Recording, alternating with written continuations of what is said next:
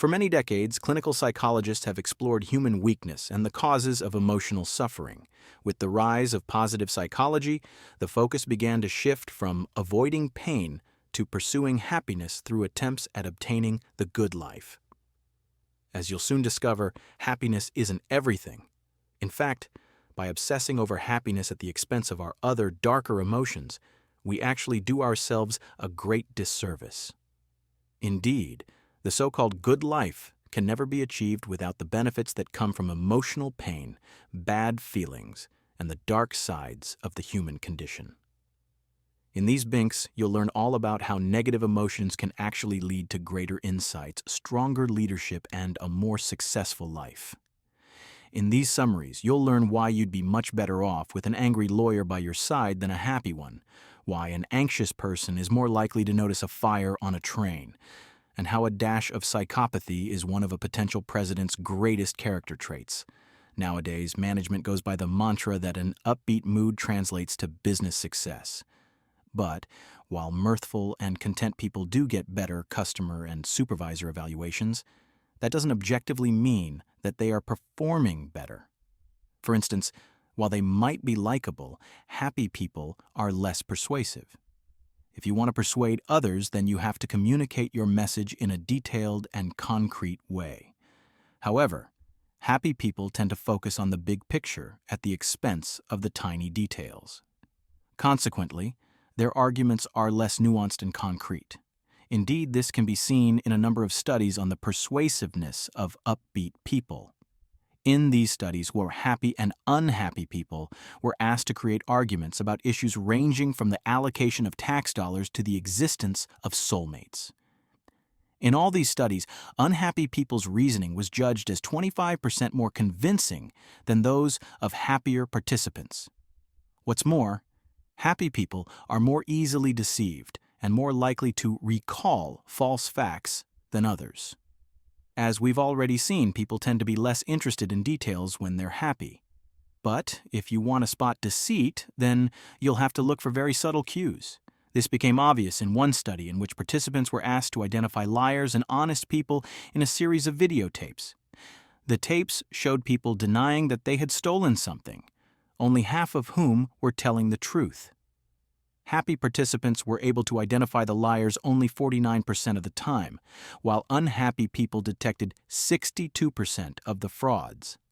In other experiments in which people had to recall facts or words they'd been presented with before, the happiest among them were the most prone to recall items they hadn't even been shown.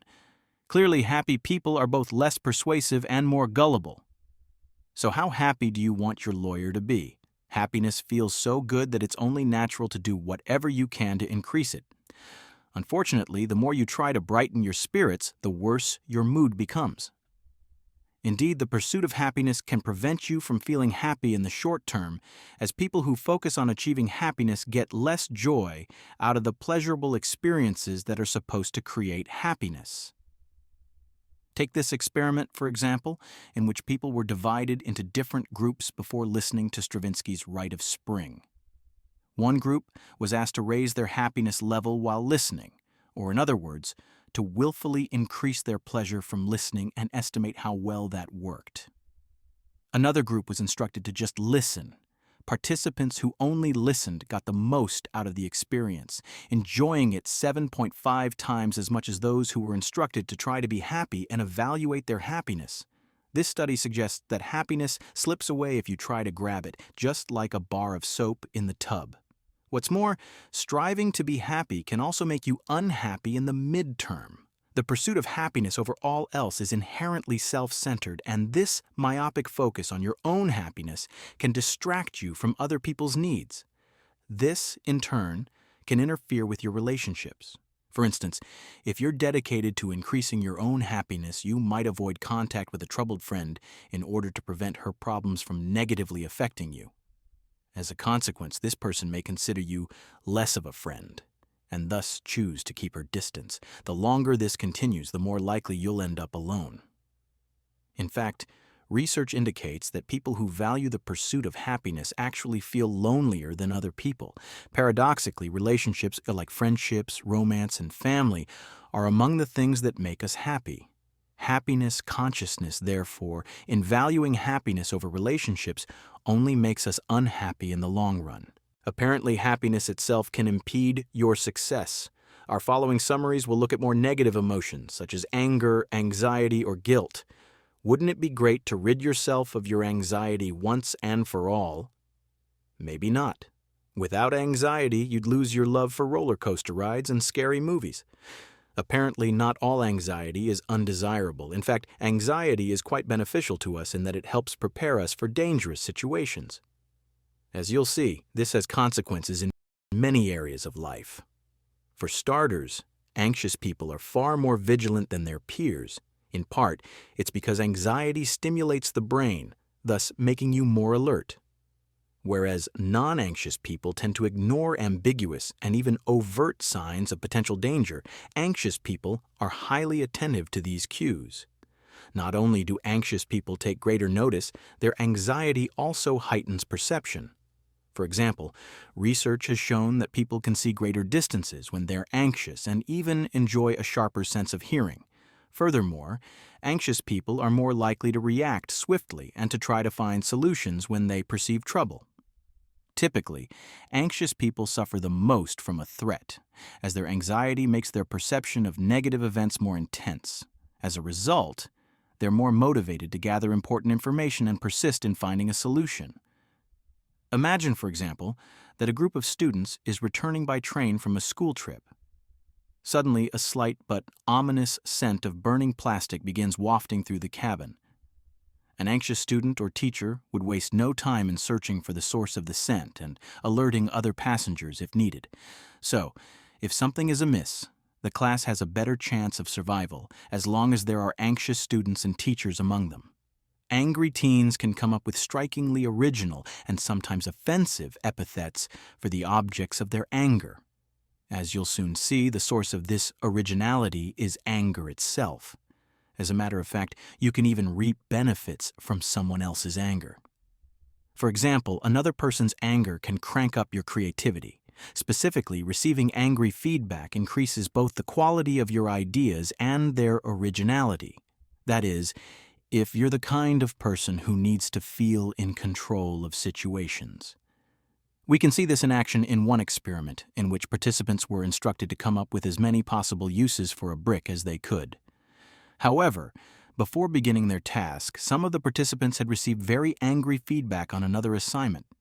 The results of the experiment showed that this angry feedback enhanced the creativity of those participants who preferred to feel in control. They found more uses for the brick than those who had previously been given a neutral feedback. What's more, their ideas were much more original, ideas such as carrying the brick around in a backpack as a way to exercise. These encouraging results contrast with those from the non-control freaks, who fared slightly worse after receiving angry feedback. In addition, anger can enhance your authority, as angry people are often viewed as being more powerful than their happier counterparts. Consequently, demonstrating anger can give you leverage during negotiations. Take this experiment, for example, in which participants were supposed to sell mobile phones for the highest price they could manage. Interestingly, the results varied dramatically depending on whether their negotiating partner, i.e., the buyer, appeared angry or neutral. Participants were willing to sell their phones at a much lower price to buyers who appeared angry. Moreover, occasional outbursts of anger can be an effective means of strengthening your authority. For example, in a study of construction managers, many interviewees reported that selective angry outbursts had proven effective at motivating an ineffective team to cooperate again. Can you describe the feeling of guilt? For most, it's not an emotion that we enjoy exploring. And yet, it's also an emotion that offers us all great benefits. Guilt motivates people to repair the damage they've done.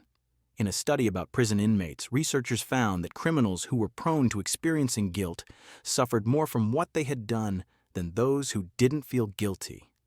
As a result, they were more likely to attempt to make amends and fix the problems they caused where possible. In addition, the propensity to experience guilt seems to help us to respect moral boundaries. Guilt is a terrible feeling, and consequently we have a strong motivation to avoid it, and thus avoid the actions that might result in feelings of guilt.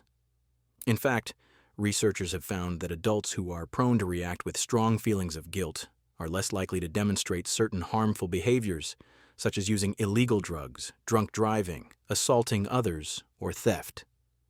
This same aversion to harmful behavior can be observed in the guilty prisoners mentioned earlier.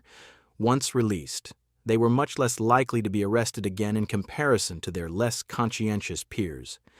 Shame, on the other hand, does not provide us with the same benefits as guilt. Depending on the context, every emotion can be a blessing or a curse. However, shame tends to cause us problems more often than not. When we feel shame, we tend to want to hide the source of our shame, whereas guilt causes us to want to take responsibility and repair the damage we've done. Even when there is no one looking, shame makes us want to sweep our misdeeds under the rug in order to preserve our reputation. Yet, while it can be good to feel bad, there are some character traits that are just irredeemably bad, right? Our next few summaries will answer that question. What are some character traits that you consider bad? How about excessive admiration-seeking or a grandiose sense of self-importance and entitlement? To many, these traits are less than admirable, and all of them are hallmarks of a narcissistic personality. However, these bad traits can also be beneficial to your success. For instance, narcissistic people are more likely to reach the ambitious goals they've set for themselves. When narcissists want something, they feel entitled to pursue it without regret or second thoughts.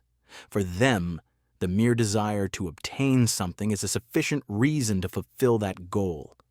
A narcissistic reporter, for example, who learns about a scandal may be so intent on getting the scoop that he won't bother wasting a thought on the privacy rights of the people he'll expose. In addition, narcissists' grandiose vision of themselves makes them unlikely to become impeded by self-doubts, even in the face of an imposing goal or when the odds are stacked against them. Finally, believing that they're entitled to success, narcissists are willing to give anything and everything to succeed, stand out, and win the admiration of others. These character traits, while certainly off-putting, can be great motivators when approaching spectacularly difficult tasks, such as deciphering the human genome or interviewing for a very demanding role. Furthermore, narcissism can enhance your creativity. In order to find novel solutions to complex problems, you need to be able to challenge assumptions about how things are supposed to be.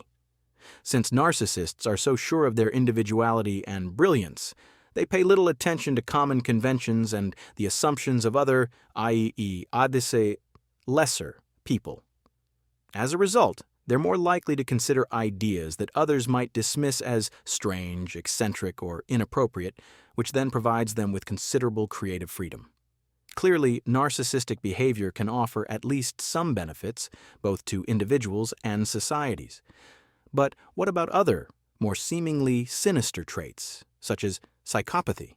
Aren't psychopaths those cold-hearted, cannibalistic Hannibal Lecter types? Popular culture portrays psychopaths as cruelty incarnate. They're the Hannibal Lecters and Patrick Batemans whose bloody antics haunt our dreams. In real life, however, the village psychopath is likely to be a policeman, doctor, or even toy developer, with absolutely no inclination to kill, threaten, or abuse. In psychology, psychopathy is characterized by overconfidence, a lack of shame and remorse, shallow emotions, blaming others for one's own faults, and a willingness to lie or manipulate whenever it serves selfish interests. That's quite a laundry list of what most would consider negative personality traits. However, psychopathic behavior can actually save lives. Psychopaths, for instance, are better at handling crises. In difficult situations, a terrorist attack, fistfight, natural disaster, or the like, non-psychopaths tend to become overwhelmed with strong negative emotions, such as fear or anger, which leave us in a state of paralysis, unable to do what must be done. Psychopaths, on the other hand, have no problem emotionally detaching themselves from a situation. Not only are their emotions more shallow to begin with, they also have an uncanny ability to dial down their emotional responses. For example, in a messy hostage situation, it may be a psychopathic policeman who rescues the hostages. His fearlessness will help him to keep a clear head and work out the best strategy, as long as it is in his self-interest. We can even measure the success of psychopaths by examining the success of American presidents. In a study, 121 experts were asked to evaluate the president's personality traits and leadership performance. Afterwards, the researchers took this data and estimated both the leadership performance and psychopathic traits from each president's biography. Interestingly, those with more psychopathic traits were better leadership performers, including historical icons such as Theodore Roosevelt and John F. Kennedy. These presidents proved to be more persuasive, more willing to take risks, more likely to keep a positive relationship with Congress, and more adept at handling crises than their non-psychopathic counterparts. But today's pop psychology doesn't just focus on pursuing happiness. In our final summaries, you'll learn about whether the oft-extolled practice of mindfulness is actually conducive to success and happiness. Mindfulness seems to be today's self-help buzzword. So many of today's books teach us how to live in the moment and observe what's happening without judgment. Moreover, research shows that practicing mindfulness improves your physical and mental health, makes life feel more meaningful, and might even make your brain grow. So why aren't we more mindful? In short, our conscious minds have limited resources. Our brains offer many more pathways for unconscious processes than for conscious, mindful processes. As a result, our brains can process large amounts of data unconsciously, but can't handle much more than a few bits of information consciously. You can think of your consciousness as a bank account. You can only invest so much at any given moment. Consequently, if you want to mindfully engage a complicated task, you'll have to pay in installments. In other words, you'll have to go very slowly, step by step. Yet, the world is full of intricate information. In fact, each and every situation is comprised of multiple layers of interoperating data. Just think about the vast amount of sensory data that your body is processing at this very moment. There's your mood and physical surroundings, the people around you, their moods, the ads on the wall, etc. Even something as simple as looking at someone's face is a deeply intricate task. Your subconscious checks whether that face belongs to someone you know and whether it appears happy or sad, friendly or menacing. Then you have to deal with the constant stream of new information as her expression changes over time. If you know the person, you'll recall her name, the nature of your relationship, and whatever else you know about her. You may also draw up a quick list of topics you could talk about. In short, there's simply too much data out there to make continued mindfulness a realistic strategy. Certainly, there are moments when you can be mindful, but it comes at the price of your limited conscious resources. So, what's the opposite of mindfulness? That would be mindlessness, which includes everything from absent-mindedness to impulsive behavior to intuition. In other words, it's acting without preliminary consideration. But why would anyone want to act mindlessly? Paradoxically, when faced with complicated situations, mindless processing actually leads to better decisions. As you've already seen, our unconscious minds have far more computing power available than our conscious minds do. Thus, mindless processing allows you to handle larger amounts of data more quickly, which in turn can lead to better decision-making. This conclusion was verified in a study in which trained psychologists were asked to diagnose mental patients based solely on their case files. After reading through the files, half of the experts had the chance to contemplate the data from the file for 4 minutes, while the other half was distracted by a crossword puzzle before making their diagnosis. The results: the distracted psychologists were 5 times as accurate as those who'd had the chance to deliberate on their diagnoses. Furthermore, mindlessness also promotes creativity. Your conscious mind tries its best to fit information into predefined, sensible categories based on your experiences. As a result, it may consider unusual ideas to be either off-limits or useless. However, when your conscious mind is off-duty or focusing on something else, your unconscious mind has the opportunity to combine information in interesting, new ways. This novel synthesis of information can lead to inspiring new ideas even your conscious mind deems acceptable, but could not come up with on its own. For example, research into the most stunning PR ideas revealed that most of these ideas popped up while the interviewees weren't even focusing on work. and we're instead doing mindless things such as commuting home or taking a shower. Clearly, mindlessness deserves our respect and consideration. Without it, we wouldn't be able to have the creative breakthroughs that are so often responsible for our success. The key message in this book, while happy, mindful, and nice people are often held as shining examples for how to behave, this portrayal only tells half of the story. In fact, our negative emotions are there for a reason. They give us guidance, motivate us to pursue our goals, and keep us out of the way of trouble. Actionable advice: make snap judgments. The next time you're at the store and can't decide between brand name or off-brand cereal, give yourself no more than 15 seconds to decide. By giving yourself a deadline, you force yourself to make an intuitive, mindless decision, exactly the kind that's been shown to deliver the best outcomes. By getting in the habit of making snap judgments on the small decisions, you are training yourself to use this method on bigger, life-changing ones too. Suggested further reading: The Wisdom of Psychopaths by Kevin Dutton. Not all psychopaths are locked away in maximum security prisons and mental hospitals. Many of them live among us, in the midst of society. Indeed, a great number of highly successful political and financial leaders exhibit psychopathic traits. This book investigates why they are so successful, what makes them different from psychopathic criminals, and what all of us can learn from them.